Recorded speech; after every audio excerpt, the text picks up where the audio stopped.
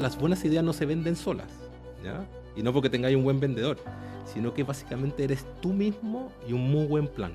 Y uno, por querer seguir adelante, empuja al equipo a hacerlo, y la verdad es que yo creo que hay que detenerse un poquito para que la gente entienda cuál es el propósito, hacia dónde vamos. Listo, y me tiré a la piscina. O sea, había juntado en ese tiempo plata para vivir, dije, un año sin renta.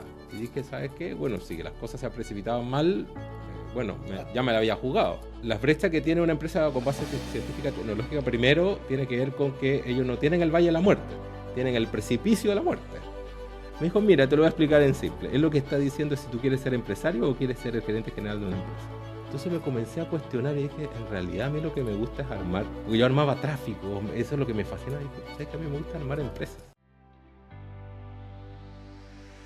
Bienvenidos a una nueva temporada de El Inversor Serial versión Late, un espacio de conversación cercana, donde buscamos conocer las historias que hay detrás de personas que han tomado decisiones importantes, enfrentando desafíos, construyendo caminos propios y aprendiendo en el proceso.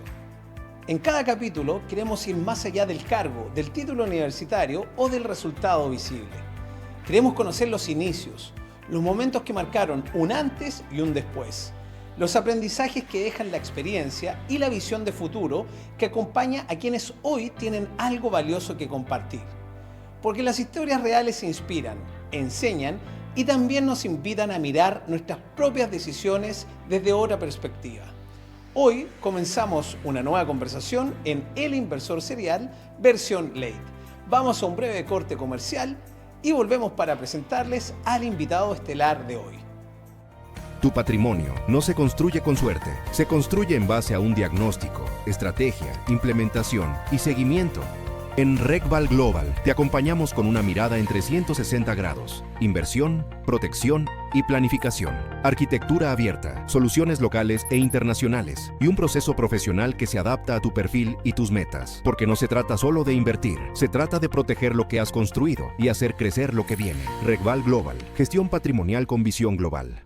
Estamos de vuelta aquí en el Inversor Serial versión Late en el Partec B21, en el distrito B21 en el Salto Viña del Mar. Y llegó el momento de presentar al invitado estelar del día de hoy, del Late. Hoy nos acompaña Alberto Dale, empresario, emprendedor e impulsor de ecosistemas de innovación a nivel regional. Alberto ha desarrollado una trayectoria vinculada al mundo empresarial, la logística, la articulación pública-privada y el fortalecimiento del emprendimiento de base científico-tecnológica de la región de Valparaíso. Actualmente cumple un rol clave justamente aquí como presidente del Startup Lab Valparaíso, Startup Lab 02, un espacio orientado a conectar talento, ciencia, tecnología, empresas, universidades e instituciones para impulsar soluciones con impacto real en sectores estratégicos como la logística, la agroindustria y la resiliencia industrial. Pero más allá de hablar de todo lo que es innovación, tecnología, empresas de base científica tecnológica, queremos conocer al hombre detrás de las empresas, su trayectoria, cómo ha llegado hasta donde está, para tener esta posibilidad de transferencia de experiencia a todos ustedes quienes nos están viendo y escuchando. Con ustedes, Alberto Dale. Bienvenido al Inversor Serial. Muchas gracias, Mariano. Muchas gracias por la invitación. La verdad que me siento muy honrado, digamos, de estar acá contigo, sobre todo en nuestra casa, digamos. Así que muchas gracias. Perfecto, así es. Y como dueño de casa, Alberto. Como de dueño de casa hoy día, nos tocó jugar de local. De local, justamente. Oye, Alberto, bueno, la idea de este programa es justamente conversar, disfrutar, transferir esa experiencia que tiene. Yo he tenido ya conversaciones contigo y la verdad que eso es lo que buscamos a través de este programa y también lo que buscamos aquí en el Distrito 21, de comunicar experiencias justamente de personas con trayectoria como tú y que han llegado a ocupar cargos muy relevantes, como ser presidente de un Startup Lab, ¿no es cierto?, que tiene que ver con empresas de base científica tecnológica. Pero antes de llegar a ese punto, algo tiene que haber pasado en tu vida, ¿no? Mucho pasó. Por eso, de algún lado saliste, llegaste. Entiendo que tú no eres de Chile, ¿no es cierto? Oriundo de acá no. Ya, entonces vamos a partir con una seguidilla de preguntas, ¿te parece? Y ahí vamos respondiendo y vamos Encantado. conversando. Perfecto, Alberto. Entonces, antes de hablar del Startup Lab, del distrito, de todo aquí donde estamos, ¿quién era Alberto cuando niño? ¿De dónde viene? ¿Cómo llega a Chile también? Bueno,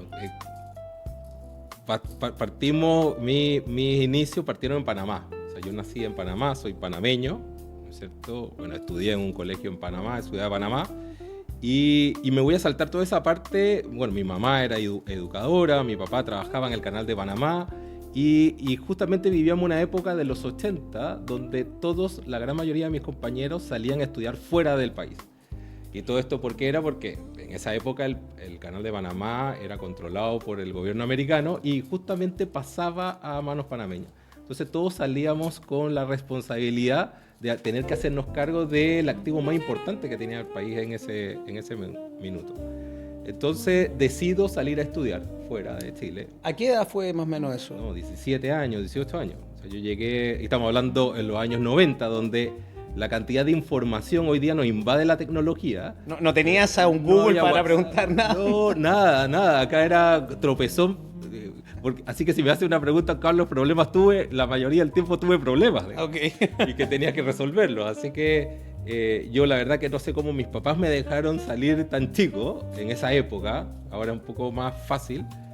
Y justo me tocó salir a los 18 años, saliendo del colegio, a estudiar acá. Mis inicios a lo mejor no tienen ninguna relación con esto y sí tiene mucho que ver al mismo tiempo.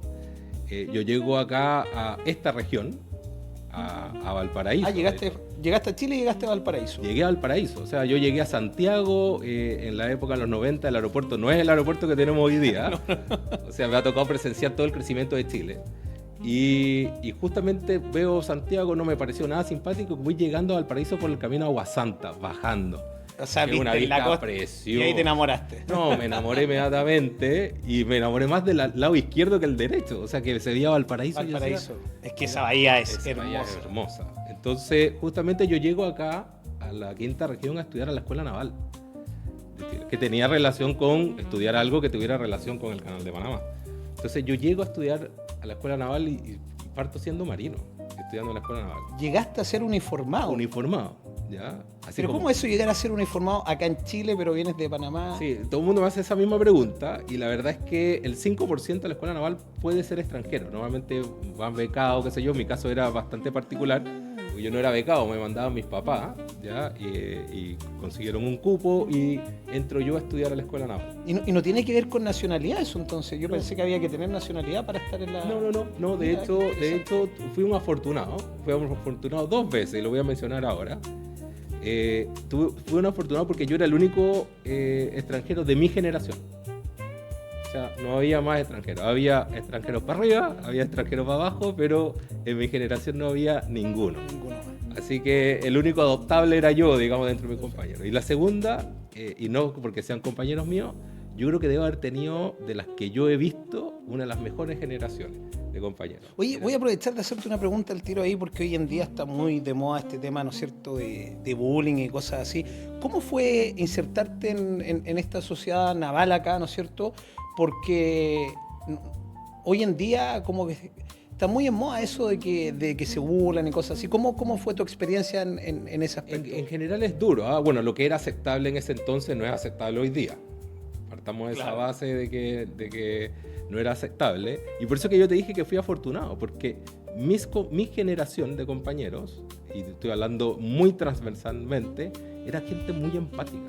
O Mira, sea, no pasaba con lo que yo miraba para arriba o miraba para abajo. O sea, yo creo que justo caí, como dicen, parado. O sea, caí... como anillo al dedo. Anillo al dedo. O sea, me encontré... Yo hasta el día de hoy me junto con ellos con mucho cariño. ¿Ya? Los veo. Y cuando te digo que yo siento que es la mejor generación, porque realmente, genuinamente lo siento así. ¿Ya? Entonces ellos fueron muy apapachadores conmigo. O sea, fueron muy empáticos conmigo y la pasé extraordinariamente bien. Es más, al nivel de tristeza cuando tuve que salir el último día, porque sabía que a muchos de ellos no lo iba a volver a ver en un largo tiempo. ¿ya? ¿Cuánto tiempo estuviste ahí en la 3 escuela años. naval? 3 años. Sí. Pero cuando tú llegaste acá, llegaste solo. Llegué solo. ¿Y cómo llegaste directo a la escuela naval a golpear Llegué la puerta así directo. con el saquito al hombro? ¿Llegaste? Llegué a la escuela naval, bueno, y esa historia es también curiosa, porque yo le digo a mi papá, oye, me voy a Chile, y mi papá desesperado me dice, ¿a quién conozco en Chile? Y claro, me dice, yo conozco a una persona que vive en Chile, y entonces ahí comenzaron a contactarse y yo llego ahí primero. Pero yo creo que también una de las particularidades por qué me dejaron venir era porque en la escuela naval pasas ahí encerrado. O sea, pasas de lunes a viernes, es como un hotel, digamos, para tranquilidad de mis padres. ¿Ya? Yo pasaba encerrado hasta el día sábado, o sea, salía el sábado para domingo. Ya, pero igual les daban permiso para salir a carretear. Sí, digo, sábado para domingo, pero había que comportarse. Ahora me vaya a decir que esa generación se portaba tan bien. No, también, se portaba bastante bien. Ya. No, bueno, Dentro de los márgenes permitidos de esa totalmente. época. Y además que esté con un uniforme completamente identificado, y sobre todo yo, que pensaba que era marino de otro lugar, digamos, Piola no unita, pasaba, piola. Así que tenía que comportarme aún más. Así Perfecto. Tenías que ser el ejemplo. Totalmente. Oye, qué interesante ¿Cómo llegaste a Chile? Es súper interesante. Y estuviste, bueno, en la escuela naval, pasaste estos 3 años, o sea, estamos hablando desde los 18, 19, 20. A los 21 años, sí, yo salgo de ahí. Afortunadamente me tocó elegir qué empresa iba a trabajar primero, porque yo tenía que cumplir tenía así como la práctica, lo que todo le pasa a los estudiantes que salen universitarios, yo tenía que hacer la práctica en algún lado. Pero tú llegaste a estudiar específicamente qué... Partí estudiando marina mercante. Marino mercante. Porque, ok. claro, era lo que me servía para ser marino trabajar en el canal de Panamá. Claro. ¿Ya? Inicialmente yo quería ser ingeniero naval. Yo había estudiado un año, salí del colegio a los 17, estuve entre los 17 y los 18 estudiando ingeniería civil, ¿ya? Y ahí yo hice el tiempo para poder entrar a la escuela naval. Entonces yo quería ser ingeniero, pero para ser ingeniero naval era un poco más complejo. Así que dije, bueno, me voy por el camino de ingeniería de marino mercante y me devuelvo al canal de Panamá para hacer práctico el canal de Panamá. Perfecto. Había 2 carreras que eran como las más complicadas. Una era práctico y la otra era ingeniería naval, así que yo dije por una de esas 2. ¿Ya? Ahí me toca hacer la práctica y elijo a la Sudamericana Vapores. ¿Ya? Muy conocida, que es la región de Valparaíso. Emblemático de la Emblemático. quinta región, sí. Y me toca trabajar ahí y navegar por 1 año, 2 años. Calendario, porque efectivo era mucho menos. Y me invitan a trabajar en la oficina. Y ahí es donde cambia completamente todo. ¿Ya? Ahí te bajaste del barco. Sí, es que yo nunca iba a estar mucho tiempo tampoco, porque yo supuestamente me regresaba a los 2 años y medio, me faltaban creo que 6 meses para devolverme al canal de Panamá. Claro, te estabas preparando justamente para ir al canal. Ya, Claro. ok. Entonces, que era una vida completamente distinta, o sea, de la casa te subes a un auto, te llevan a un barco, lo cruzas, te bajas y te regresas a tu casa. Ya con la complejidad y entrenamiento que eso requería, y que era muy clave porque el canal de Panamá, la mayoría de los prácticos eran extranjeros, eran gringos en esa época, ¿ya? Una carrera profesional muy bien pagada, bueno, acá también en Chile, entonces era como, ok, esa es la vida que había elegido, y justamente entro a la Sudamericana Vapores y parto haciendo el reemplazo del reemplazo. Ok. El reemplazo del reemplazo, o sea, el cuarto pollo, digamos, no me da ni para medio pollo. ¿Ya? Era un servicio que iba de hecho a Venezuela. A los 6 meses cancelaron el servicio, o sea, yo me quedé sin trabajo inmediatamente a los 6 meses. Y después me dice, oye, ¿sabes qué? Queremos que ahora te hagas cargo de esto otro.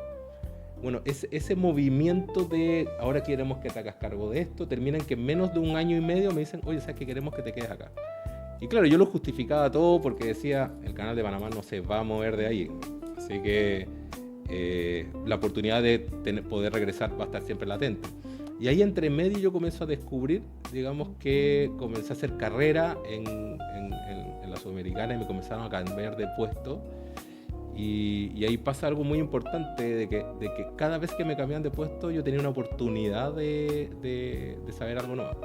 Así que en el área de frigorífico, y que bueno, después nos vamos a dar cuenta que tiene una relevancia importante para lo que vamos a conversar más adelante, porque era lo que se encargaba del transporte de todo lo que era perecibles, de carga que eran perecibles, alimentos. Perfecto. Entonces, justamente esa fue mi relación. Me tocó 10 años llegar a hacer esa carrera, hasta que decido emprender. Ya, decido retirarme y armar un operador logístico, digamos. Claro, ahí tengo entendido que te especializaste en logística, Sí. pero justamente esto lo aprendiste donde tú dices, en esta unidad de los frigoríficos en la Sudamericana. Sudamericana, sí. Ahí empezaste a formarte en conocimiento en cuanto a logística. Sí. Y comencé a tener una muy buena experiencia, además que tuve muy buenos maestros, para serte honesto. Acá, y es una cosa que a lo mejor vamos a conversar más adelante también, había mucho talento, o sea, mucha gente muy bien preparada, oye, mira, Ricardo Claro decía que la Sudamericana es la empresa más global de Chile, y tenía razón. O sea, la presencia que nosotros teníamos, yo de cabro chico aparecía de repente negociando con un empresario grande en Sudáfrica y terminaba, digamos, con otro en Italia y pasaba a otro. Y toda esa oportunidad y esa experiencia que uno va adquiriendo te la daba una empresa como esa. Así que fue una tremenda experiencia. Mira, interesante, y me imagino que en esta compañía, más la preparación que traías de la institución naval, te manejaste muy bien en los temas, me imagino, de disciplina, cumplimiento, Sí. liderazgo. Sí, y además que me obligó, la mezcla de las dos cosas me obligó a estudiar una segunda carrera. O sea, yo tuve que después, pero ojo, no buscando algún título para poder seguir ascendiendo, sino que básicamente era justamente para ir adquiriendo conocimiento. Ya. Entonces estudié ingeniería comercial aquí mismo en la región y seguí haciendo posgrados aquí dentro de la misma región también. Era como desarrollo personal, prácticamente, que tú querías obtener más conocimiento para tu... Es que lo que pasa es que tú te das cuenta que había unas brechas, ¿ya? Y voy a hacer una historia muy corta. Dale. Un gerente general de la compañía sudamericana, tremendo empresario hoy día, él tenía una reunión con gerente y estaba yo, el cabro chico, metido entre medio porque veníamos a plantear un negocio que habíamos detectado. Entonces, él sale y dice, oye, ¿sabes qué? Le dice a este y al otro, fíjate si esto es... comienza a hablar muchas palabras técnicas, él venía muy del área financiera, y comienza, oye, fíjate si este es un leasing no sé cuánto, operativo, financiero, y comienza a hablar puras palabras y todo el mundo le hacía así. Bueno, salimos de la reunión, y yo voy y le pregunto a mi jefe, oye, ¿tú sabes qué es lo que dijo Ricardo? Explícame. Yo tampoco tengo idea. Entonces yo dije, ¿sabes qué? Aquí hay una tremenda oportunidad en donde tenemos que buscar conocimiento. Yo ahí, después de esa reunión yo decido, o sea, que estudiar ingeniería comercial porque... Para poder entender ese idioma. Bueno, ellos también habían estudiado, pero hace mucho tiempo atrás también. Claro. Entonces, estaba en la búsqueda de conocimiento. Oye, qué interesante. Bueno, estamos en tu época de que estás en la Sudamericana. Decides estudiar esta otra carrera estando en la Sudamericana. Sí, trabajaba y estudiaba al mismo tiempo, al corto andar. Ya. Y llega un minuto que dijiste, yo llego hasta acá y quiero emprender mi propio camino. Sí. ¿Cómo fue esa transición? ¿Qué fue lo que más te marcó o qué fue lo que tú descubriste en ti que te hizo tomar esa determinación de quiero cambiar mi camino? Sí, el camino básicamente tiene que ver con, bueno, primero porque me dieron la oportunidad de tomar cargo y responsabilidades que a lo mejor no ameritaban para mi edad en su minuto. Por ejemplo, a mí me tocaba armar negocios con los dueños de los barcos, me tocaba negociar, de repente manejar un budget, teníamos un budget de 75 millones de dólares, wow. Y ir arrendando barcos, yo tenía 32 años con suerte. Y eso como que te daba mucho roce, por un lado, y a mí me pasa algo muy curioso, había dos personas, una persona se llama Wayne, que vive ahora en La Ballena, un canadiense empresario que se viene a vivir a Chile, y el otro, un empresario holandés que se llama Coco Brum. ¿Ya? Coco, en una reunión que estábamos viendo para comprarle su empresa, me dice, Alberto, ¿sabes qué? Después de que habíamos terminado de negociar y habíamos llegado a un acuerdo que estaba sujeto a que yo viniera acá a convencer al gerente general o que discutiéramos entre todos si es que lo hacíamos o no, me dice, ¿a dónde quieres llegar? Por la inmadurez de esa época, yo le digo, a lo más alto que pueda. No había techo. No había techo. Entonces me dijo, mira, no entendiste la pregunta, pero me lo dice de forma muy cariñosa. Me dice, mira, nos vamos a juntar por sí o por no un tiempo más, 2-3 meses más. Piénsalo y contéstame. La verdad que no pude descifrar la pregunta. Y cuando llego acá llamo al gerente general de él y le digo, oye, ¿qué fue lo que me quiso decir? Me dijo, mira, te lo voy a explicar en simple. Él lo que está diciendo es si tú quieres ser empresario o quieres ser el gerente general de una empresa. Entonces me comencé a cuestionar y dije, en realidad a mí lo que me gusta es armar. Porque yo armaba tráfico, eso es lo que me fascina. Dije, ¿sabes qué? A mí me gusta armar empresas. Tú generabas negocios, ese era tu... Exactamente, generaba negocios. Yo decía, ¿sabes qué? Esto lo puedo hacer para mí.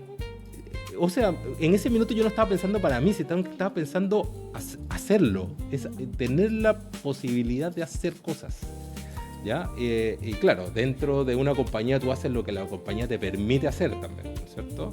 Que muchas oportunidades me dieron. Y llego y me junto con este empresario nuevamente y le digo, ¿sabes qué? Me dijo, ¿te acordaste de la pregunta? Le dije, sí. ¿Y cuál es la respuesta? Le dije, gracias.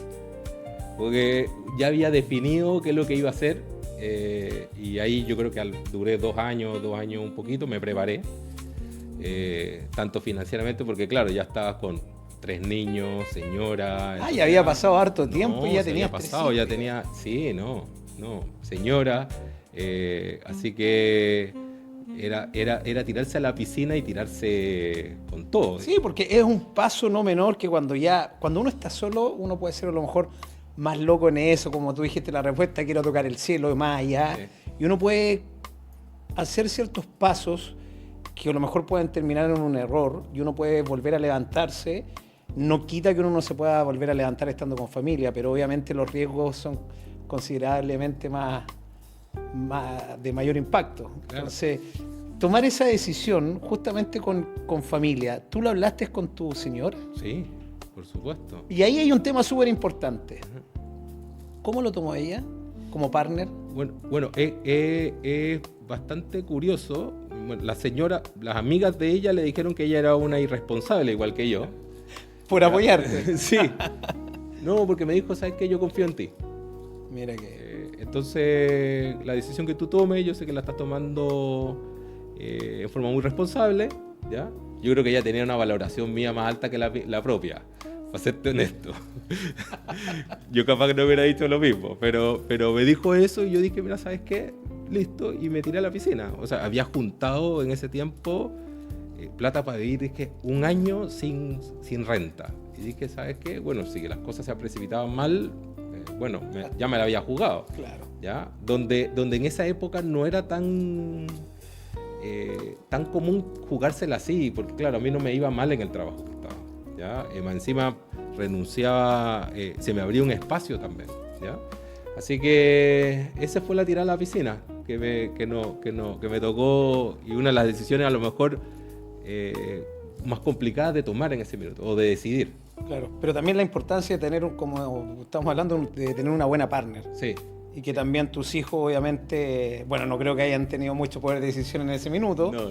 Pero hoy día están disfrutando de ese riesgo que quisiste tomar y que gracias a Dios y a la vida te fue bien en el camino. Pues fuiste... Sí, o sea, no podemos decir que no. Como dicen también, bueno, hay cosas también bastante importantes. Yo creo que las fui descubriendo en el camino, porque no es un camino fácil. O sea, cuando tú partes a emprender de cero, ¿ya? O sea, y ahí es donde viene mi lado emprendedor, oye, partamos, ¿y con qué partimos? Claro. ¿Ya? Pero traías aprendizajes que viste en una gran empresa, venías con una formación naval bien estructurada que te enseña disciplina, venías ya con cargos que ya venías aprendiendo de liderazgo, y me imagino que ahí cuando empiezas a formar empresas, la formas acá en la región de Valparaíso. Sí, completamente. Nos rehusamos a crearla en Santiago. Los otros socios nuestros eran de Santiago. O sea, los otros 3 socios eran de Santiago y nosotros éramos de Valparaíso, junto con mi socio, porque yo armé esta sociedad con otros socios más. Ya, a ver, cuéntame un poquito, antes de irnos a un breve corte comercial, ¿cómo fue tomar la decisión? Porque uno de repente emprende uno solo, pero ya estás mencionando que estuviste con 3 socios más. Sí. ¿Cómo decides con quién asociarte, si fue un acierto o no? ¿Cómo olfateaste eso? ¿Cómo fue ese paso? Sí, justamente primero porque comenzamos a hacer un análisis de mercado. Claro, como yo ya había estudiado ingeniería comercial, había hecho un par de programas en la Adolfo Ibáñez, justamente dije, oye, voy a preparar un business plan. Vamos a hacer un business plan y veamos qué es lo que vamos a hacer. Primero cometí el error de salir de la compañía primero sin haberlo armado antes. Ok. Así que yo dije, ¿sabes qué? Me retiro primero y armo tranquilamente esto. Cosa que no volvería a ser lo más probable. ¿Ya? Pero así fue tal cual. Y armamos el business plan. Y dentro del business plan comenzamos a revisar mercados. Te ayuda mucho la parte académica, esta de poder hacer bien un análisis y un diagnóstico. Y ahí entonces decidimos de que la estrategia era justamente tener un par de partners para poder acelerar el crecimiento, porque en ese entonces no existían los medios que estamos hablando hoy día, que tú vas y alguien te cree en ti, y que no es nada fácil, por cierto, ¿eh? Pero sino que tenías que ir a convencer empresas, decir, oye, cree en mí y invierte en esto. Y ahí logramos convencer a 3 empresas que fueran socios nuestros, y que nos permitió, digamos, armar este operador logístico, que en un plazo de 10 años logramos tener 8 oficinas en 6 países, y todo esto de la mano, más encima nos tocó también armar un spin-off, hacer un spin-off dentro de la compañía, ¿ya? Un estudio de abogados, y además de generar todo lo que habíamos desarrollado, lo hicimos gracias a tener una buena plataforma tecnológica. O sea, desde el día 1 los socios en esa época, nosotros dentro del Business Plan dijimos, ¿sabes qué? Necesitamos tener una base tecnológica para unificar criterios, para armar sistemas. Como buenos logísticos habíamos que ver el tema de los procesos, e invertimos todos los años en sistema tecnológico. O sea, ahí tenemos uno propio desde el año 0, y ahí es donde viene mi relación también con la tecnología. Oye, ¿cómo se llama esta compañía que formaron? UCC, United Cargo Company. Sí. United Cargo Y está acá en la región, partió acá en Viña, en El Salto, partió aquí mismo. ¿Ya? Nosotros debemos haber sido del distrito una de las primeras empresas que se alojó en las torres de las dependencias, claro, de los edificios de Wright. Wright, exactamente. Creo que éramos 2, almorzábamos 4. Fernando con su ejecutivo, nosotros y otra empresa más que había llegado justamente con nosotros, que los edificios se inauguraron en octubre y nosotros estábamos el 1 de enero. Mira. ¿Ya? Así que somos uno de los primeros inquilinos.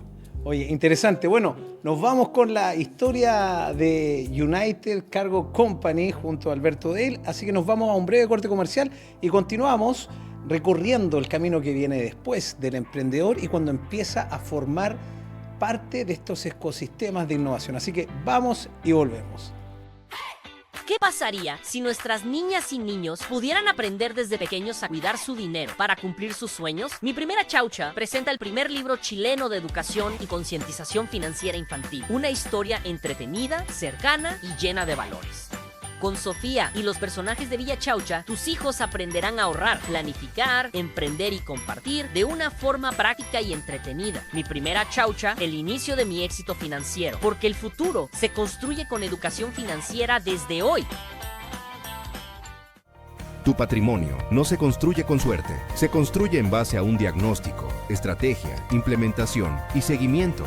En RegVal Global te acompañamos con una mirada en 360 grados, inversión, protección y planificación, arquitectura abierta, soluciones locales e internacionales y un proceso profesional que se adapta a tu perfil y tus metas. Porque no se trata solo de invertir, se trata de proteger lo que has construido y hacer crecer lo que viene. RegVal Global, gestión patrimonial con visión global. Estamos de vuelta en el Inversor Serial versión late, aquí en el Parktech B21 del distrito B21, en el Salto Viña del Mar, en este formato late que de verdad está siendo muy, muy entretenido, y junto a Alberto Dale, que nos ha contado una historia muy entretenida desde que él viene a los 17, 18 años desde Panamá, con el sueño de volver a operar en el canal de Panamá, que creo que todavía lo están esperando, pero aquí estamos, y siguió su desarrollo, empezó en el camino en la escuela naval, se forjó ahí, se va a la Sudamericana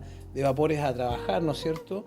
Empieza a desarrollarte en logística, en distintos temas, y llegamos al final del bloque anterior donde nos comentas que formas UCC, United Cargo Company, que tiene que ver con logística, y donde te vinculaste con más socios, y ahí empieza un camino ya del emprendedor y que empieces a transformarte, porque todo parte por un emprendimiento y ya terminas transformándote en empresario.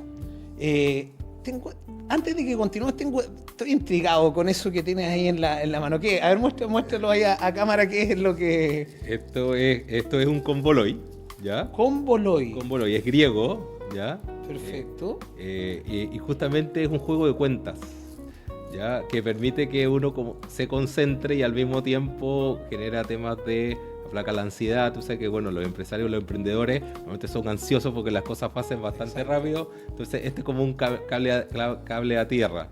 Antiguamente era solamente utilizado por gente mayor en Grecia, ¿ya? Hoy día lo usa gente más joven y yo creo que la última vez que pasé por ahí no vi a nadie usándolo. Parece que yo soy el único que lo estoy usando todavía. ¿Pero cómo conociste eso? ¿Cómo llegó a tus manos? Mira, la verdad que eso fue una historia. Yo estaba viajando por negocios a Alemania y justo me toca toparme con un empresario judío que estaba en una empresa muy grande naviera, y yo lo veo que él llega con esto, dando vueltas, como un juego de cuentas, venía llegando con esto. Entonces yo le pregunto a él qué es lo que era, estaba todo el día con eso, y él me dice, no, es un convoloi. Y la persona que estaba al lado mío, que era mi broker, era griego, y me dice, no, esto es griego, y me explica un poco de qué se trata. Digo, oye, qué interesante. Y al día siguiente al hotel me avisan, oye, está el señor Filias acá abajo en la recepción. Llega y me pasa este mismo convoloi que tengo del año 2006-2007, digamos, ¿ya? Hasta la fecha. O sea, tiene 20 años. Como está intacto. Claro. Mira. Sí. Ahora, yo no sé si ha ayudado mucho, pero yo siento que sí, ¿ya? Bueno, pero sí, ha dado resultados. Ha buenos algo resultados. Estamos sentados acá conversando sobre la experiencia y toda esta trayectoria. Oye, qué interesante, hartas anécdotas tienes desde... Mira dónde partimos Panamá, llegamos acá a la Escuela Naval, encontramos el convoloi en un viaje que fuiste a Alemania, pero pasó con un griego, te lo regalas, mira. Sí, bastante historia, digamos, eso es lo que te daba el trabajar con una empresa que fuera multinacional, ¿no? Que tú podías adquirir esta cierta... Y que tus jefes te pusieran junto en puestos donde... A ver, esa parte yo creo que no es casualidad. Lo que pasa es que yo siempre sentí como que yo estaba a préstamo. Ok. Entonces como que, oye, había que hacer esto y a lo mejor alguien no quería hacerlo, yo lo hacía. Porque esto es una posibilidad de que yo aprenda algo nuevo. Entonces te vas generando la capacidad de ser curioso. Yo creo que por particularidad el chileno es curioso, ¿ya? Sí. Si tú te das cuenta, una cosa que a mí me llamaba la atención y que a lo mejor no sé si te has dado cuenta, el chileno siempre piensa como esto se hace así, pero podríamos hacerlo de esta otra forma. Entonces, el típico el cablecito, sí. Mira, pero es que no podemos bypassear esto haciendo esto otro. Esa creatividad. Esa creatividad, yo creo que es muy chilena. Sí. Tú le dices a un gringo y se cae de espalda, digamos. No. O sea, no, si esta cuestión se hizo para hacerlo de esta forma. Entonces, yo creo que esa capacidad de ser curioso y al mismo tiempo de no decir, aquí no hay reglas, o sea, este es mi trabajo, pero yo puedo hacer otras cosas más. Es algo que yo creo que me fue guiando, digamos, en el camino. Oye, qué entretenido está. Quiero hacer otras preguntas. Voy a salir un poquito de la parte empresarial, porque vamos a seguir y vamos a caer justamente ya en lo que hoy en día te compete como presidente del Startup Lab. Pero antes, ya nos has contado que eres un hombre de amplia trayectoria, que has viajado bastante. ¿Qué hace Alberto Dale en sus tiempos libres? ¿Te gusta el deporte? ¿Qué te gusta hacer? Es una pregunta que uno dice, sí. Oye, estas personas siempre están ocupadas, aparte de no dormir. ¿Ya? ¿Qué hacen? ¿Qué practican? Bueno, tenía problemas de sueño, ahora estoy... ¿Y con el convoloi no te ayuda? No, dormido no ayuda. Así que nos tuvimos que ayudar con un poco de pastillas, pero no es recomendable. Hoy día, ahora último, claro, yo soy fanático del automovilismo. O sea, muy fanático del automovilismo, así que normalmente... No me digáis Fórmula 1, por favor. No, sí, Fórmula 1. Oh, qué entretenido. Qué entretenido. No, Fórmula 1 de toda la vida. Mira. Y justamente, además y todo lo relacionado con ello, digamos, corro karting cuando podía. Obviamente que hubo una época por mucho tiempo que no pude hacerlo porque por un tema de trabajo tenía que viajar a toda esta oficina, qué sé yo, pero ahora que que ya pasamos a tomar otro rol. Ahora sí tengo un poco más de tiempo para hacerlo. Hoy día, claro, me levanto muy temprano para ir al gimnasio, me gusta kickboxing, trato de hacer boxeo, qué sé yo. Entonces hoy día ya tengo como una vida más saludable. Así que me reparto entre esa... Mire qué entretenido. Sí. Tuerca y bueno para los deportes de contacto. Eso siempre me ha gustado. Voy a procurar no molestarte para ir. No, sí, completamente, solamente deportivo, ¿no? Ah, ya, perfecto. Oye, Alberto, bueno, entretenido saber también qué hacen los empresarios justamente en sus tiempos libres, porque muchas veces la gente dice, chuta, están ocupados, y obviamente esto también obedece que tú ya has pasado muchas barreras, ¿no Sí. es cierto? Que es lo que te ha llevado a estar donde tú estás ahora, y también te ha llevado a manejar mejor tus tiempos, justamente lo que tú has dicho. Sí, uno aprende el camino, Mariano, para serte honesto. Con Manuel no venimos, eso está claro. No, y mucha metida de pata. O sea, si tú me preguntas, yo creo que la mayoría de nosotros, hay algunos afortunados que la vieron antes, pero muchos de nosotros a veces no la vemos. ¿Te puedo hacer una pregunta? ¿Cuál fue, consideras en tu trayectoria profesional, tu mayor error o tu mayor tropezón? Estoy pensando cuál de todos te digo. Estoy pensando cuál de todos Escoge te uno, digo. escoge uno. No, voy a decir el que yo creo que sirve más. Eso, el mejor ejemplo, dale. Sí, no sé si va a venir con un ejemplo, pero algo que yo terminé cayendo en eso, y a lo mejor la salida tuvo que darme un cambio rotundo en lo que estaba haciendo, que fue afortunado, ¿no es cierto? Pero en un periodo la pasé mal. Es que todos los que somos emprendedores o que somos empresarios, pensamos que todos entienden lo que nosotros queremos hacer. Y hay una persona que se llama Adam Grant, me acuerdo bien, porque me comencé a documentar con respecto a eso, que dijo que uno subcomunica 8 veces menos de lo que debería. O sea, uno cree que, oye, se me ocurrió algo que pasa en tu cabeza, muchos de nosotros dormimos en la noche, yo me despertaba a las 3 de la mañana y agarraba una calculadora, o sea, a mirar, o desde el lugar y mandaba un mensaje, y la gente decía, oye, ¿por qué me mandaste un mensaje a las 3 de la mañana? Porque la cabeza seguía funcionando a la noche. Uno se acuesta con un problema y se despierta con la solución. Exactamente. Entonces eso era algo muy recurrente, y uno llegaba y decía, oye, bueno, tú lo que tienes que hacer porque el problema, y uno piensa que la gente entiende el problema, y resulta que no, y uno por querer seguir adelante empuja al equipo a hacerlo, y la verdad es que yo creo que hay que detenerse un poquito para que la gente entienda cuál es el propósito, hacia dónde vamos.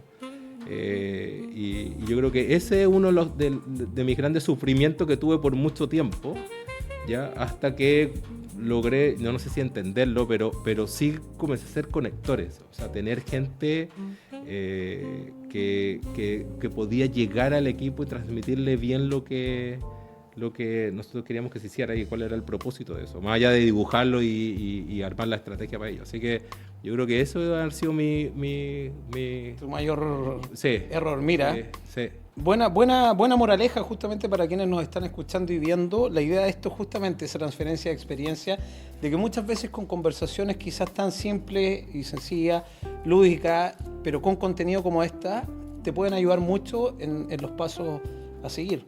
Sí. Así que bueno, vamos a ir avanzando, Alberto, y después de UCC, bueno, sigues en UCC ya, esa compañía, ¿cuántos años lleva?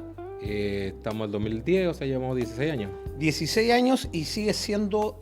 No, tú fuiste CEO, sí, pero ahora eres director. Soy el presidente del directorio en este minuto. Presidente del directorio. Y así da tiempo para todo, mira. Sí, estoy ahí en la oficina. Bueno, es que cuando uno está haciendo lo que le gusta, como que no hay un margen de...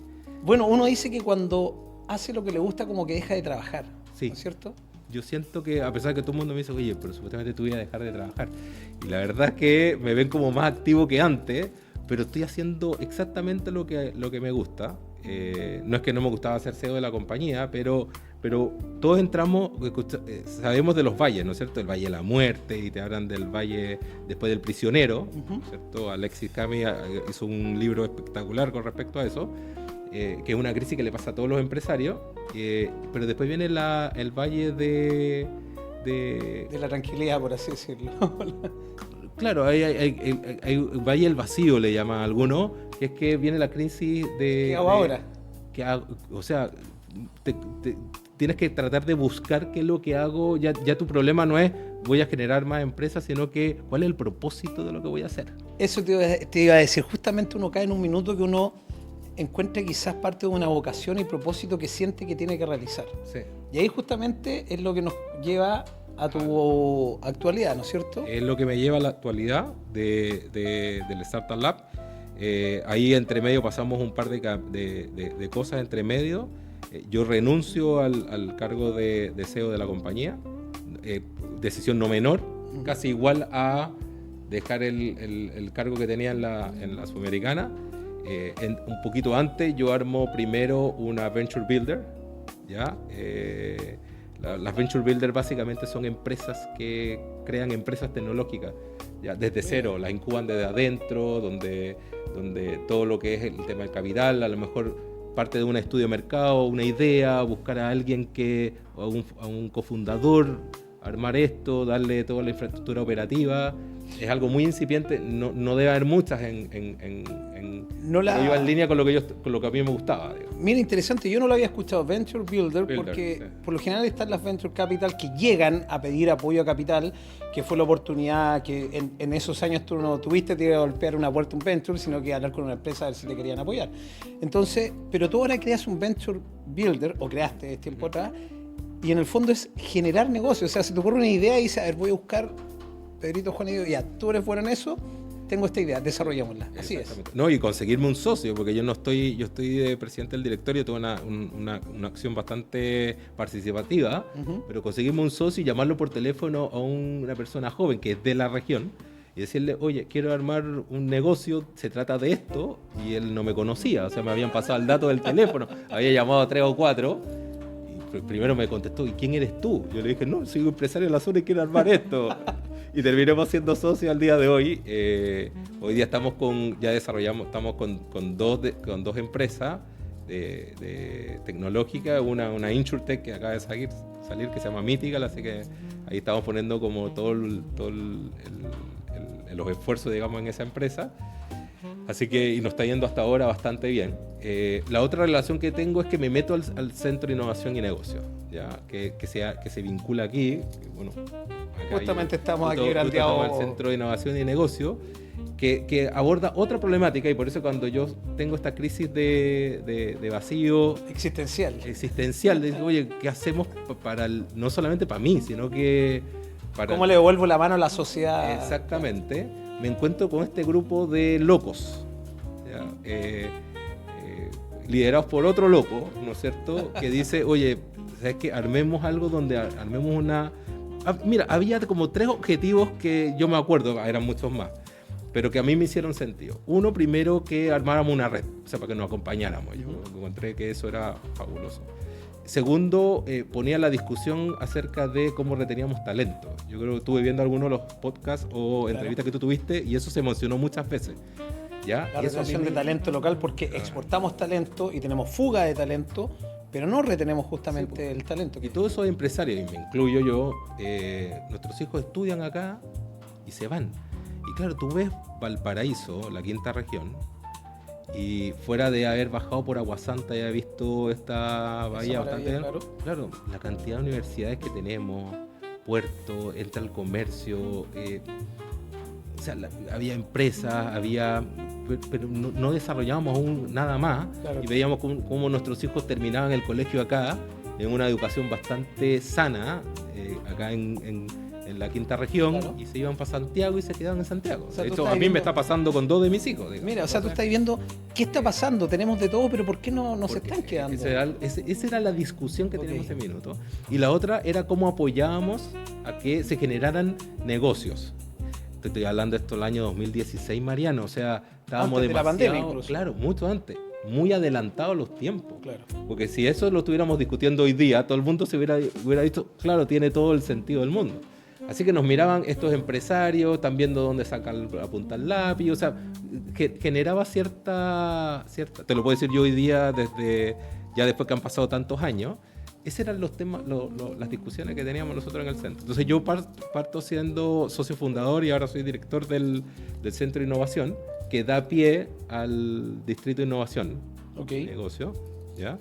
Y que es la que da pie también a que se genere asimismo el Startup Lab 02 adjudicado y apoyado por Corfo. Eso, a ver, cuéntanos en español. Así que ese fue más o menos el camino. Ya, ese fue el camino, pero sí. Estamos en Startup Lab Valparaíso, Startup Lab 02, eso obedece que hay una Startup Lab 01. Exactamente, hay una Startup Lab 01 que está en Santiago. Okay. Esto parte más o menos, yo te voy a decir, yo me sumo a esta idea. Primero cuando a mí me llaman a participar del directorio y después el directorio elige tener un presidente, yo no sabía por qué me estaban invitando. La verdad que no te miento. Y tú como a toda aventura dijiste, voy. No, porque me cuentan ahí. Yo no participé si bien venía del Centro de Innovación, en ese minuto, la postulación al proyecto lo manejaron un equipo que estaba acá en el Centro de Innovación, ya, que lo hizo extraordinariamente bien.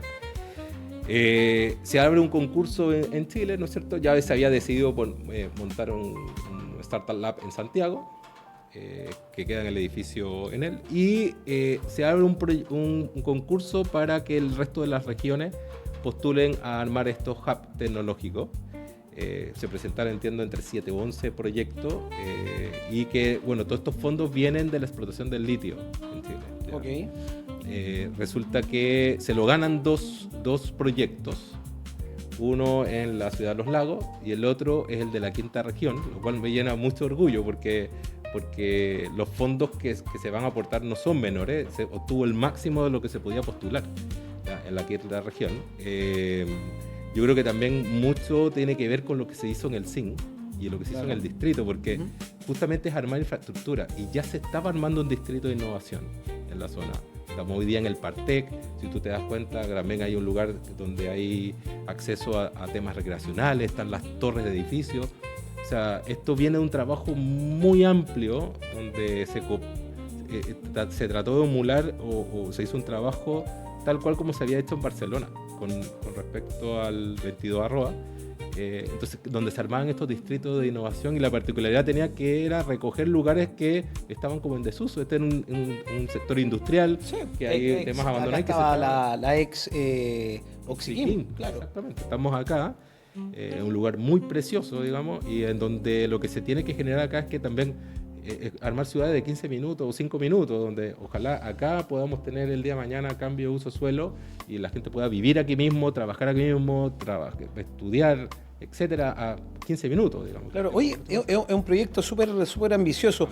Pero para ir adelantando un poco más, cuéntanos exactamente qué es un Startup Lab, porque escucho por ahí, hablamos de empresas base científico-tecnológica, innovación, tecnología.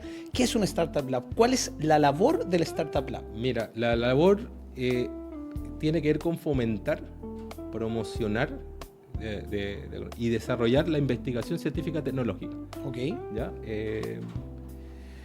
Y para poder desarrollar innovación, investigación científica y que puede ayudar a mejorar el emprendimiento, ¿ya? ¿Y cómo se hace eso? Básicamente es que, y por qué principalmente en empresas con base científica tecnológica, porque está detectado la problemática ahí, es porque hay una brecha muy grande, ¿ya? Nosotros podemos armar startups y de tema tecnológico, y yo creo que si te das cuenta cuáles son las brechas que tiene una empresa con base científica tecnológica, uno se da cuenta que es ahí donde uno tiene que poner la ficha, ¿no es cierto? Okay. Porque las brechas que tiene una empresa con base científica tecnológica, primero tiene que ver con que ellos no tienen el Valle de la Muerte, tienen el precipicio de la muerte.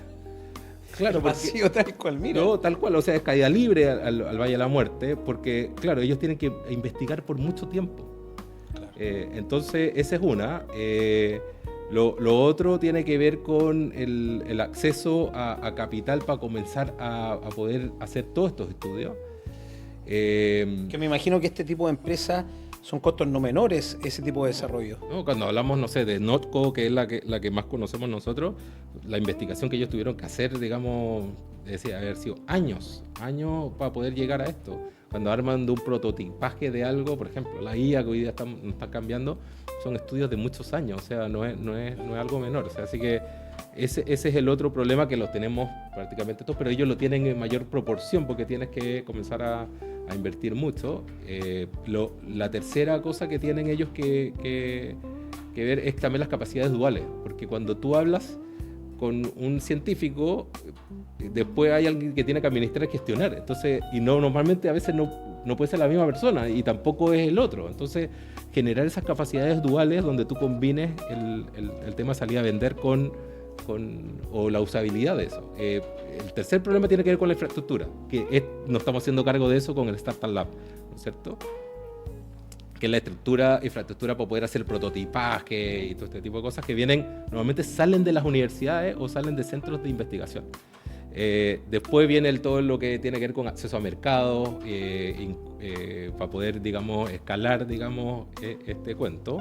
Y el otro tiene que ver, yo creo que al final tiene que ver con las regulaciones, porque después que tú inventaste algo, las regulaciones que puedan salir, yo escucho a la gente de repente cuando cuenta que los permisos para poder certificarse, qué sé yo, eso debe haber sido un dolor de cabeza súper grande.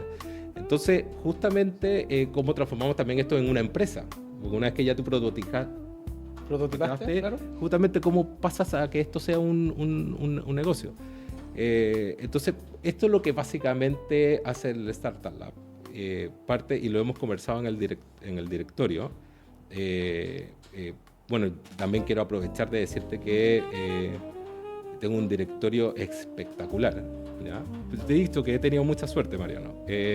Espectacular. Nosotros estamos sentados en la mesa 15 personas, ¿ya? De las cuales yo lo único que he encontrado es apoyo, porque esta cuestión uno lo hace uno solo, digamos. Es una colaboración de muchos, con una voluntad bastante grande. Así que después te cuento un poquito más de ello para no robarme mucho el tiempo. Bueno, entonces esas son las brechas y nosotros estamos ahí al medio con este prototipo para arriba. Pero yo creo que no nos podemos quedar ahí, porque cuando tú hablas de los problemas, tú te tienes que hacer cargo de cómo ayudas a esa persona que está investigando después que pasa, ¿no es cierto? Esto se mide por TRL. Después que pasa 4, 5, 6, 7, 8, que es como cuando tú te vas hacia donde, más allá del prototipaje, es cuando vas a implementar físicamente, específicamente, ¿cómo lo haces para que él no le falte todo el resto? Porque yo te llamo, te invito, ya hazlo acá y ya te ofrecí un laboratorio, pero ¿cómo tú haces que también esté todo el mundo articulado para que esa persona después tenga cómo escalar, cómo lo convierte en un negocio, cómo nosotros mismos nos contactamos o buscar que las personas lo hagan? Ahora, tenemos una tremenda oportunidad porque estamos metidos dentro de un distrito, ¿ya? Entonces las conversaciones que tenemos dentro del distrito es cómo instalamos o quién se hace cargo de las cosas o de las brechas que todo emprendedor o que quiere partir haciendo esto lo va a tener. Y tenemos otra ventaja, es que tenemos de donde nacen muchas de estas investigaciones, los tenemos sentados en la mesa. Y eso es espectacular, o sea, tenemos sentados en las universidades.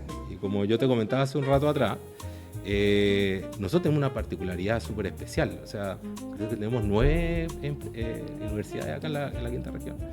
Entonces, te puedes imaginar que después de Santiago, yo creo que debemos ser la región que tiene más universidades y con una capacidad de talento que se nos van todos de vuelta para Santiago. Así que eso básicamente es el Startup Lab. Yo no me quiero quedar con solamente que vamos a tener un espacio para tener laboratorio.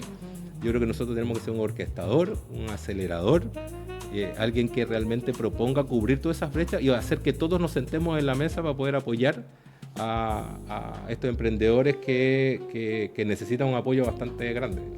Perfecto. Estamos con Alberto Dale, presidente del Startup Lab aquí en el distrito B21, y te invito a un breve corte comercial y volvemos con una última pregunta. Tu patrimonio no se construye con suerte, se construye en base a un diagnóstico, estrategia, implementación y seguimiento. En RegVal Global te acompañamos con una mirada en 360 grados, inversión, protección y planificación, arquitectura abierta, soluciones locales e internacionales y un proceso profesional que se adapta a tu perfil y tus metas. Porque no se trata solo de invertir, se trata de proteger lo que has construido y hacer crecer lo que viene. RegVal Global, gestión patrimonial con visión global. Estamos de vuelta ya en el último bloque para la última pregunta aquí en el Inversor Serial versión late. Estamos junto a Alberto Dale, presidente del Startup Lab, acá en el Partec B21, del distrito B21 en el Salto Viña del Mar. Alberto, ¿cómo lo has pasado en esta conversación? ¿Ya se acabó? Sí. Estamos por acá. Lamentablemente nos queda ya la el he último pasado minuto. extraordinariamente bien. Ojalá me invites de nuevo. Yo creo que nos Bueno. quedaron muchas cosas por conversar. Sí. Justo cuando estaba hablando de mis directores en el Startup Lab. Así que, Bueno, pero hagamos el llamado también a que quieran participar de No, esto, que conozcan que cuenten su yo historia. creo que tienen mucho que contar, tanto los del Centro de Innovación como los del Startup Lab, gente que tiene mucha experiencia. Yo estoy sentado con gente demasiado capaz, muy capaz, mucho más capaz que yo en términos técnicos. Y eso es lo bonito de esto, que tú puedes juntarte con mucho más profesionales y empresarios, digamos, de la zona. Así que yo creo que totalmente, porque uno de los sentidos que teníamos para armar el Centro de Innovación y todo lo que viene después es básicamente ayudarnos y comenzar a transmitirnos experiencias, lo cual es muy importante. Qué mejor que comunicarlo. Entonces, Alberto, ya vamos con la última pregunta. Entonces, te voy a pedir que mires a tu cámara, ahí a todos los que nos están viendo y escuchando, y más de algún emprendedor, algún empresario incluso, o algún trabajador que es dependiente, que está con esa chispita por ahí, que está empezando a sentirse que quiere hacer algo, que quiere emprender, que tiene una buena idea. ¿Qué consejo le darías? Por favor, Alberto. Mira, ¿sabes? Si yo tuviera que hablarle a los emprendedores, bueno, estoy al frente de la cámara con ellos, ¿no es cierto? Dicen que la oportunidad es una diosa arrogante que no espera a los que no están preparados. Yo creo que lo más importante primero es prepararse. Cuando hablábamos del conocimiento versus un título, o sea, que no tenga el sentido de tener un título, sino que básicamente por el aprender. No estoy diciendo que no sea importante tener el título, ahora terminen las carreras, digamos, porque es muy relevante. Pero eso, la importancia de tener habilidades, desarrollar habilidades, desarrollar liderazgo, ¿ya? Eso, no quedarse sentado, no, participar, es sumamente importante. Lo otro es preocúpense de la administración y la gestión. Las cosas no pasan solas, digamos, no pasan, se me ocurrió una idea, la puse ahí y va a seguir corriendo. No, esto hay que hacer administración y gestión de las cosas. Y lo otro, que crean en sí mismos. Las ideas, las buenas ideas no se venden solas, ¿ya? Y no porque tengáis un buen vendedor, sino que básicamente eres tú mismo y un muy buen plan. Con eso ya estás preparado para tirarte y enfocarse en sí mismo. Así que yo creo que esos son los consejos que yo le daría, y atreverse, ¿ya? Atreverse. Nosotros estamos acá.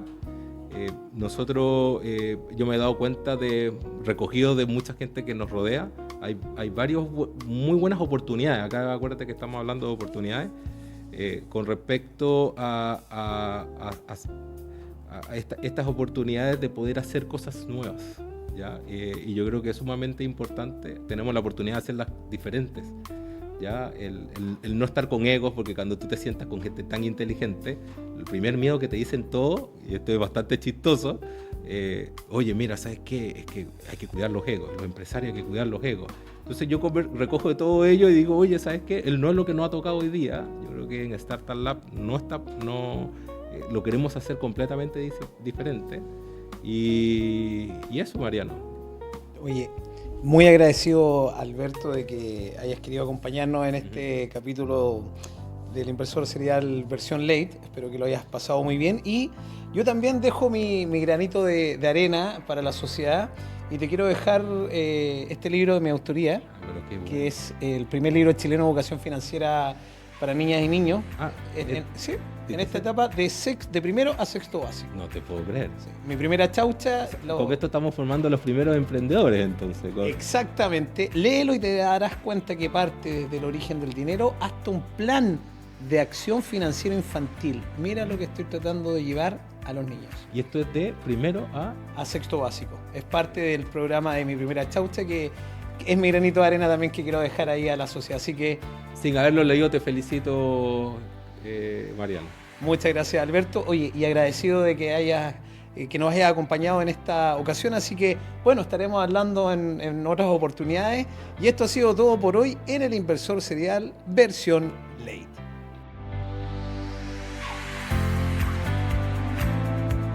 Esto fue El Inversor Serial versión late. Gracias por acompañarnos en una nueva conversación hecha de historias, decisiones y aprendizajes para la vida, con la conducción de Mariano Cerda. Cuando la vida enseña, vale la pena escuchar.